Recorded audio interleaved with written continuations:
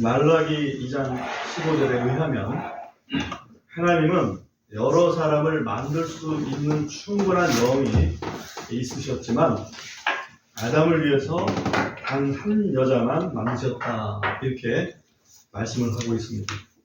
그 이유는 경건한 자손을 얻고자 하셨기 때문이다, 이렇게 말씀을 하고 있습니다.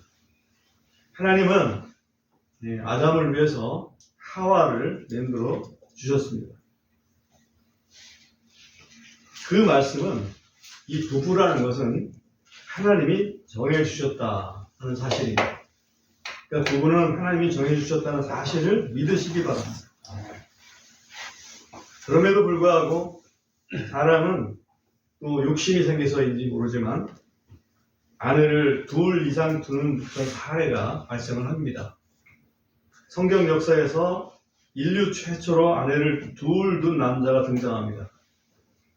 그게 라멕이라는 사람입니다. 이 라멕이라는 사람은 가인의 6대 손입니다. 그리고 그 라멕이 그런 얘기를 합니다. 아주 참혹합니다. 나는 내게 상처 입은 남자를 죽였고 나를 다치게 한 청년을 죽였노라.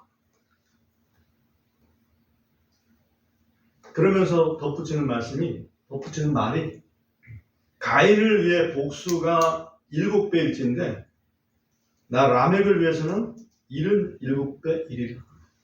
다시 말하면 자기가 이렇게 살인했다고 해서 자기를 복수한다면 그 벌이 77배가 돌아갈 것이다 라고 아주 떵떵거렸던 거죠.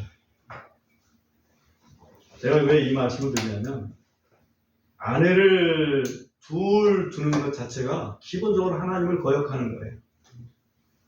그러다 보니까 하나님을 거역한 사람이 그 심령 속에서 나오는 말이 제대로 된 말이 나올 수가 없다.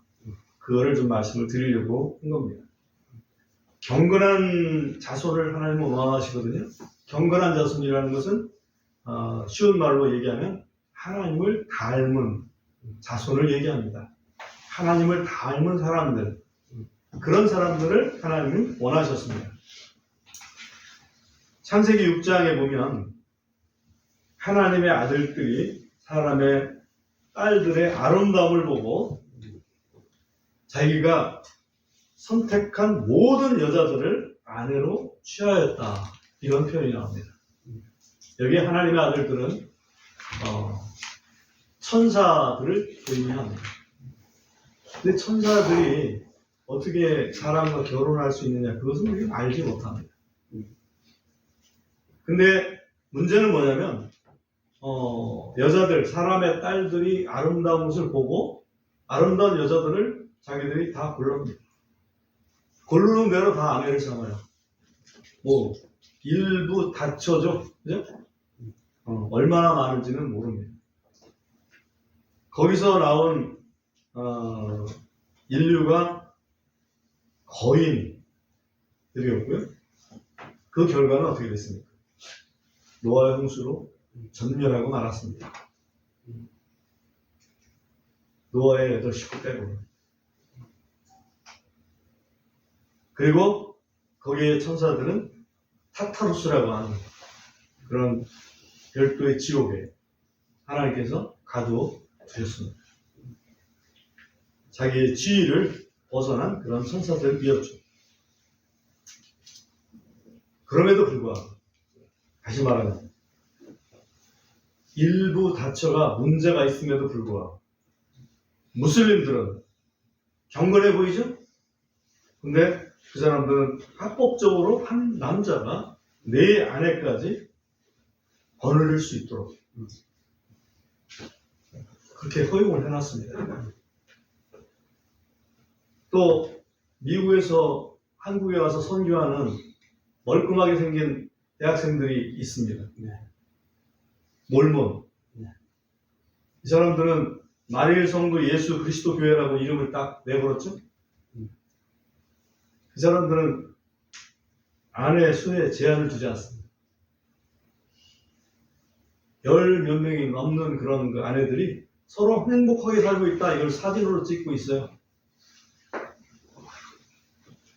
그들은 행복할지 모르지만 또 그들의 외모는 굉장히 경건해 보이지만 하나님을 거역하는 겁니다. 속지 마십시오. 무슬림들이 얼마나 경건해 보입니까? 그죠? 때 되면 궁둥이를 번쩍 들고 그냥 이마를 땅에다 대고 기도하죠? 전부 다. 굉장히 경건해 보입니다. 경건하다는 것은 외모가 경건한 것이 경건한 게 아닙니다. 하나님 말씀에 순종하는 것이 먼저예요. 그죠?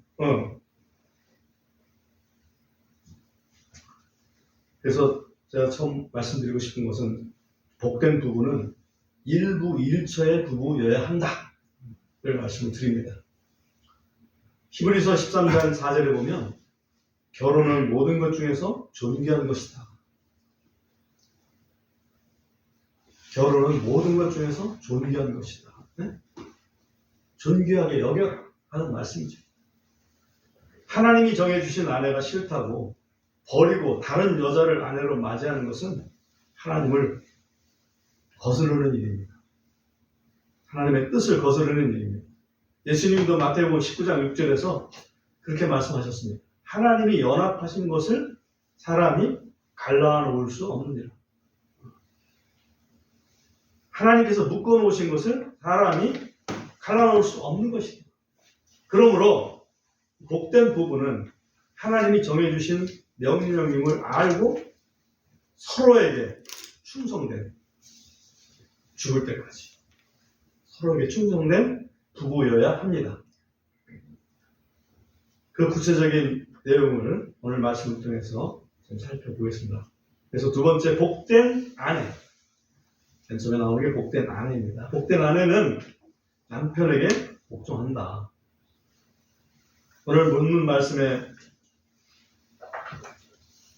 22절에 보면 아내들아 너희 자신의 남편에게 복종하기를 죽게 하듯 하라. 그렇게 말씀하고 있습니다. 하나님께서 아담을 위한 아내를 만드실 때 그때 하나님의 무슨 말씀을 하셨는지 우리가 기억을 해볼 필요가 있습니다. 하나님께서 창조 첫째 날부터 창조 여섯째 날까지 만물을 지으셨습니다. 그리고 지으신 만물들을 보시고 평을 하셨습니다. 보기에 좋다. 그런데 단 하나, 아담이 홀로 있는 것은 보기에 좋지 않다. 그렇게 말씀을 하십니다. 창조를 다 해놓으셨는데 아담 혼자 있는 것은 한마디로 not good이다. not good. 영어로 not good. 왜 not good이었을까 생각을 해봤습니다. 당연한 얘기겠지만 이 지구의 생명체로 채워야 되잖아요. 다른 동물, 식물들은 전부 씨를 가질 수 있도록 그렇게 만드셨단 말이에요. 후손을 생산할 수 있게끔. 근데 아담 혼자는 안 되잖아. 그러니까 이게 안 좋지. 예.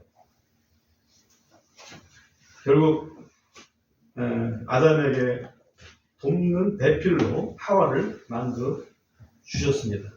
돕는 배필이라는 것은 아담이 뭔가 할 일이 있다는 얘기죠. 하나님께서 아담에게 뭔가 할 일을 주셨습니다. 사명을 주셨어요.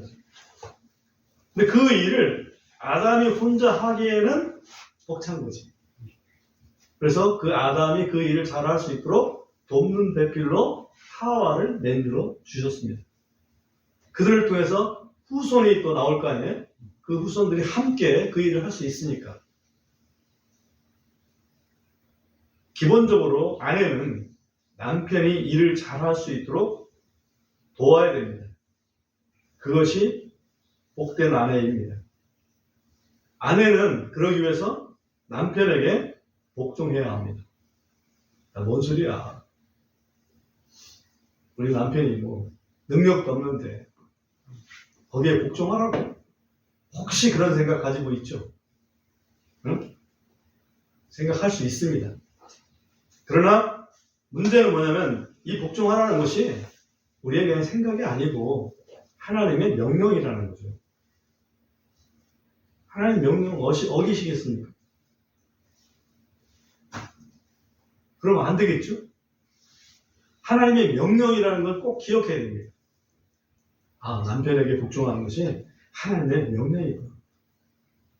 그 다음에 하나님께서 이 하와를 만드실 때 그 위치도 그렇게 정해주신 거예요. 아담을 돕는 배필로. 그죠? 위치가 아담을 돕는 배필이라고. 그리고 분명히 이 에베소서 5장 23절에 한번 잠깐 볼까요? 에베소서 5장 23절에 보면 이는 남편이 아내의 머리됨이 그리스도께서 교회의 머리 되심과 같기 때문이니 라고 되어 있죠. 남편은 머리고 아내는 몸이구나. 그리스도는 머리고 교회는 몸이구나. 그리스도의 몸.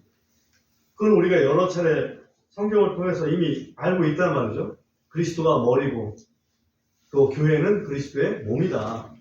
그것처럼 그리스도와 교회의 관계가 남편과 아내의 관계와 같다라고 지금 설명을 하고 있는 겁니다. 머리가 있고 몸이 있습니다. 위치가 남편은 머리고 아내는 몸입니다. 머리는 뭐 하는 기관입니까? 명령하는 기관이죠. 생각하고 판단하고 명령하는 기관입니다. 몸은 그 명령에 순종하는 그런 기관입니다. 그런데 만약에 머리가 없다면 생각해 보세요. 머리가 없다. 머리가 없는 몸. 전 머리가 없는 닭을 본 적이 있어요. 머리가 없는 닭. 언제냐면 이제 귀한 손님이 와서 잘 키우고 있던 장닭이 뭔지 알아요? 수탉이 장닭이에요. 그 장닭을 잡았습니다. 뜨거운 물에 넣어서 털을 뽑았죠. 그리고 그 목을 잘랐습니다. 어르신들은 참, 옛날에 좀, 우리가 지금 생각하면 굉장히 좀, 과감하다고 그럴까요? 어찌 보면 좀 잔인해 보이는데, 과감했습니다. 근데 그 목 없는 닭이 뛰어가더라고, 몇 걸음을. 제가 그걸 목도로 했어요. 마당에서. 그러다 쓰러졌죠. 왜? 그 근육의 습관 때문에 조금은 움직일 수 있는데 생명이 없잖아요. 머리 없는 몸은 그렇습니다. 예수님 없는 교회가 있다고 그러죠? 교회는 있어요. 근데 예수님이 없어. 그 머리 없는 닭과 같아요.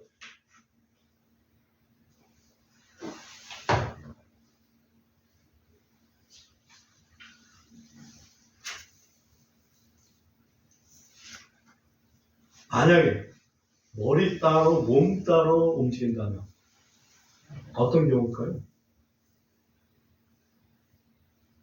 뇌성마비겠죠, 그죠? 뇌에 지식대로 몸이 움직일 수 없는 그런 마비 환자의 경우에는 몸 따로 머리 따로가 됩니다. 그러므로 아내가 남편에게 복종해야 되는 그런 원리를 우리가 알았습니다. 남편이 만약에 하나님을 거슬러서 죄를 짓자 그런 게 아니라면, 하나님의 뜻을 거슬려서 우리가 죄를 짓자고 우리의 이익을 위해서 죄를 짓자고 그런 게 아니라면 남편의 생각이 좀 모자란 것 같아요. 아내가 따라주는 그런 부부가 되어야 됩니다. 그런 아내가 되어야 됩니다. 그게 복된 아내입니다. 만약 남편의 말이 하나님을 거슬려서 죄 짓는 것이 분명하다면, 그죠? 그렇다면 거기에 동조하면 안 되겠죠. 동조했던 성경 인물이 누굽니까? 삽비라. 대표적인 삽비라.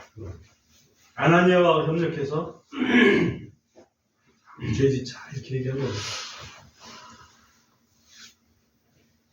그리고 죄 짓지 않았다고 거짓말을 합니다. 우리는 어찌하든지 간에 하나님 말씀에 우선순위를 두는 그런 그 믿음이 필요합니다. 교회는 더욱 그러합니다. 아까도 말씀드렸지만 아내는 남편의 돕는 배필로 하나님이 지으셨습니다. 마찬가지로 교회는 그리스도를 돕는 자입니다. 교회는 그리스도의 뜻을 이루는 자입니다. 그리스도는 하나님께서 주신 일이 있어요. 너 이 일을 해라. 하나님께서 그리스도에게 무슨 일을 하라고 하셨습니까? 인류 구원의 일을 하라고 하신 거예요. 그러므로 교회는 인류 구원의 일에 힘써야 됩니다. 정치에 뛰어드는 일은 옳지 않습니다. 정치의 길을 안 할 수는 없지만 교회가 정치에 앞장서서 하는 것은 본분을 망각한 처사라고 저는 생각합니다. 성경적으로 그렇다는 얘기예요. 여러분 개인의 정치 소견을 얘기하는 건 아니니까 오해하지 마시기 바랍니다. 그 다음에 아내는 하나님께서 말씀하시기를 남편을 사모하도록 만드셨습니다. 창세기 3장 16절에 보면 그렇습니다. 남편을 사모할지니라. 남편을 사모하기 때문에 남편한테 뭔가 아름답게 보이고 싶어 합니다. 질문 드립니다. 남편은 아내가 아름답기를 바랄까요? 안 바랄까요? 당연히 바라죠. 아내가 아름답기 바랍니다. 두 번째 질문입니다. 아내가 옷을 예쁘게 입고 성형수술을 하고 화장을 예쁘게 하면 아름답게 보일까요?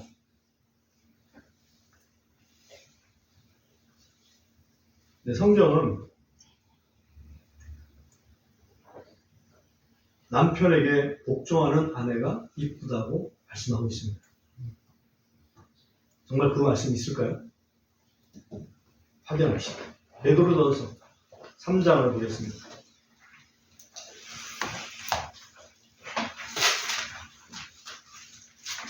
베드로전서 3장 3절부터 제가 읽어보겠습니다. 베드로전서 3장 3절부터 너희의 단장은 머리를 닦고 금을 달거나 의상을 차려입는 외적인 단장이 되지 말게 하고 오히려 마음에 감춰진 사람으로 하되 그것은 썩지 않는 것 곧 온유하고 조용한 영의 장식으로 할지니 그것은 하나님의 눈앞에서 매우 값진 것이니라. 이는 옛적에 하나님을 신뢰한 거룩한 여자들도 이런 식으로 그들 자신의 남편들에게 복종함으로 자기 자신들을 단정하였기 때문이라. 여기 보면 남편들에게 복종함으로 자기 자신을 단장했다 그러죠? 다시 말하면 이것이 영적 단장입니다. 남편에게 복종하는 것이 남편에게는 굉장히 아름다운 단장으로 보인다는 얘기입니다. 그러므로 분명합니다. 복된 아내는 남편에게 복종하는 아내입니다. 남편도 좋아하죠? 복종한다면? 내 남편은 해야 될 책임이 있습니다. 세 번째 생각할 것은 복된 남편은 아내를 사랑한다. 에베소서 5장으로 본문을 돌아보겠습니다. 5장 25절에 보면 남편들아 너희 아내를 사랑할지니 그리스도께서 교회를 사랑하사 교회를 위하여 자신을 주신 것 같이 하라. 그리스도는 교회를 사랑했습니다. 교회는 뭐가 교회예요? 우리는 잘 압니다. 예수 믿고 구원받은 사람들, 그게 교회죠. 우리 교회를 사랑하셨습니다. 그래서 그 사람들을 위해서 자신을 주셨습니다. 어디에서? 십자가에서. 그렇죠? 자기 목숨을 다 버렸습니다. 그것처럼 사랑해라. 26절 봅니다. 이것은 그분께서 말씀으로 말미암아 물로 씻음으로 교회를 성결하시고 정결하게 하심이며, 교회를 성결하셨다. 다시 말하면 깨끗하게 하셨다. 교회를. 점도 없고, 27절의 그 구체적인 내용을 보면 점이나 주름이나 그런 것들이 전혀 없는 영광스러운 교회로 자신 앞에 내세우시려 하심이며, 거룩하고 흠이 없게 하려 하십니다. 점도 없고 흠도 없고 거룩하고 영광스러운 교회로 세우셨습니다. 이것을 좀 정리해 본다면 세 가지로 정리해 볼 수 있는데, 예수님은 교회를 구원하시려고 자기의 피를 다 쏟으셨습니다. 예수님은 교회를 깨끗하게 하시려고 그분의 물을 다 쏟으셨습니다. 그리고 예수님은 교회를 영광스럽게 하시려고 그분의 영을 다 쏟아주셨습니다. 피를 다 쏟으시고 물을 다 쏟으시고 영을 다 쏟아주셨습니다.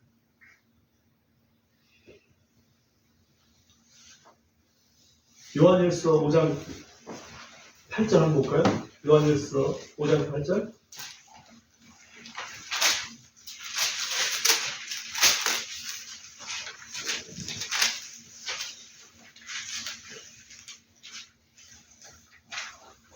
한번 같이 읽어보겠습니다. 또 시작. 또 땅에 증언하는 셋이 있으니 영과 물과 피라. 또 이 셋은 하나로 일치하느니라.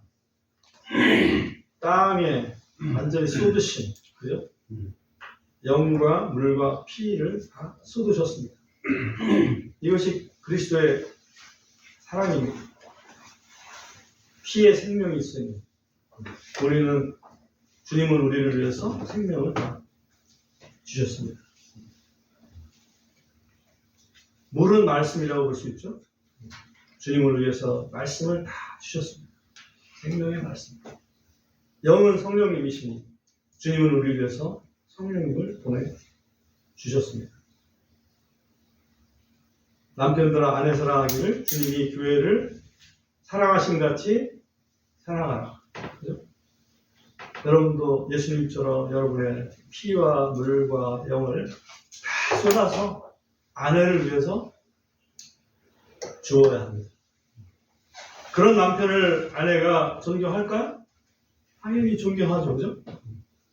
에베소서 5장 31절, 32절 한번 보겠습니다. 에베소서 5장 31절, 32절. 이런 까닭에 남자가 자기 아버지와 어머니를 떠나 자기 아내와 결합하여 그들 둘이 한 육체가 될지니라. 이것은 하나의 위대한 신비니라.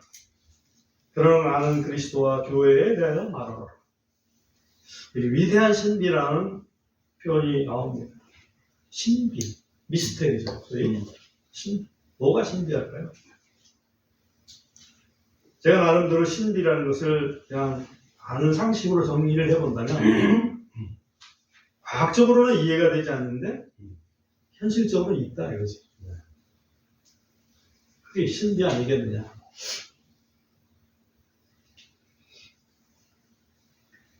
그리스도는 참으로 신비입니다.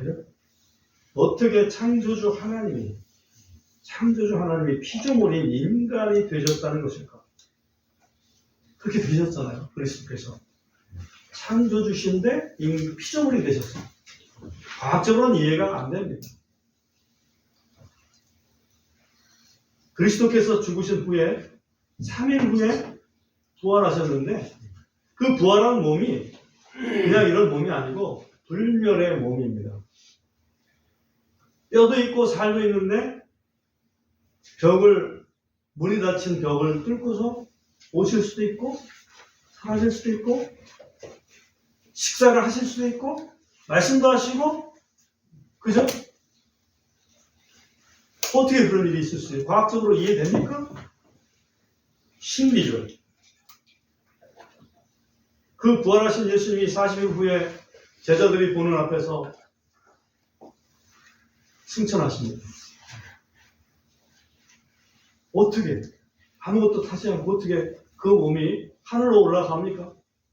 근데 하늘로 올라가는데 또 안 보입니다. 나중에 구름 속에 가려서 안 보인다고 했지만 이 물리적인 세계에서 영적인 세계로 들어가신 거네요. 그죠?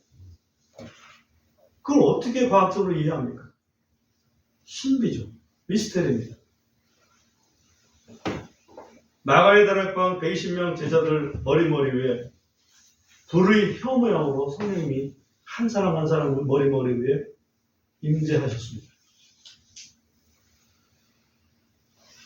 성령이 눈에 보였어요. 그죠? 어떻게 영이 인간의 눈에 보이냐고. 신비죠. 복음을 듣고 믿은 우리들에게 하나님께서 성령을 보내주셔서 우리로 하여금 거듭나게 하셨습니다.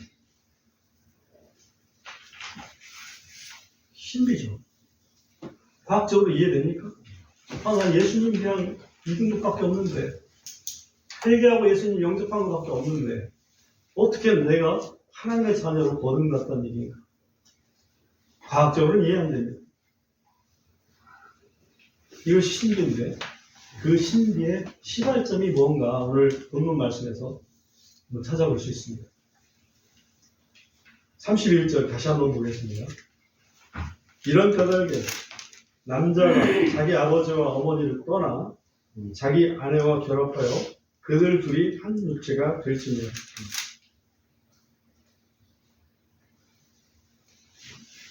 여기에서 그 신비의 출발점이라고 볼 수 있는 단어가 하나 있습니다. 동사입니다.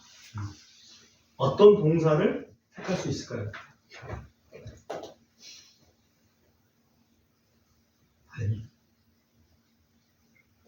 떠나입니다. 떠나.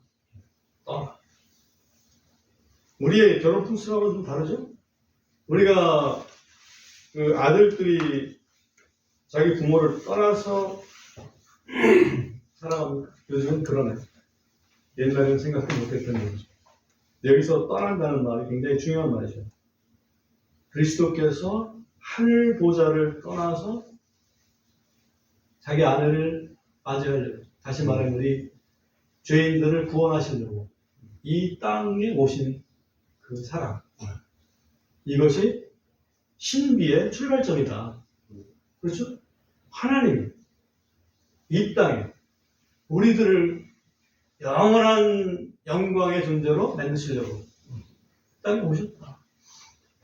아버지를 떠나서, 부모를 떠나서 가는 거예요. 그게 신비의 출발점이다.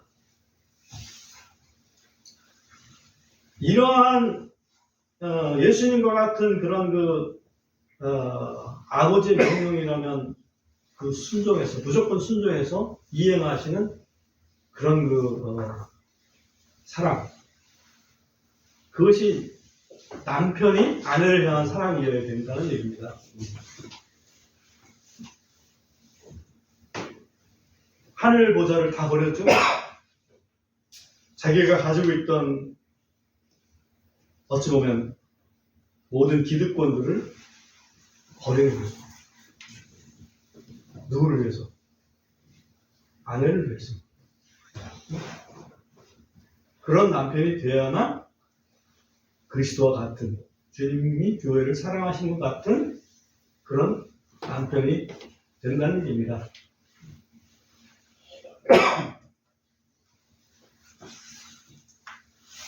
질문을 드립니다. 남편들이요, 아내를 위해서 하나님 명령에 순종해서 자기의 모든 것을 희생할 수 있습니까?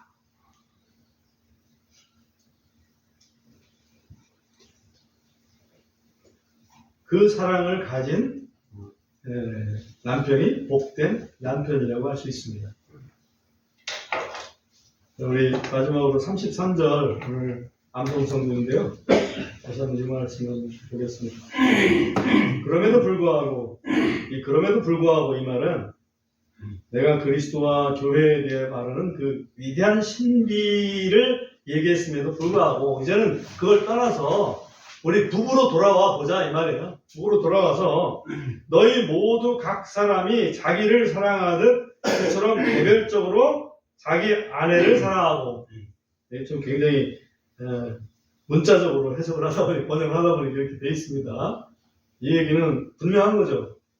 괜히 아내를 사랑하라고 그랬다고 남의 아내를 사랑하고 있으면 안 된다는 얘기지. 자기 아내를 사랑해야지. 아내는 주여여 자기 남편을 존경하라 그러죠. 남의 남편 존경하지 말고 자기 남편을 가장 존경하는 아내가 되어야 됩니다. 이게 하나님의 명령이에요. 이해되십니까? 이게 복된 부부입니다. 그런 복된 부부가 우리 한계일 침례교회 성도들은 다 되자고. 네.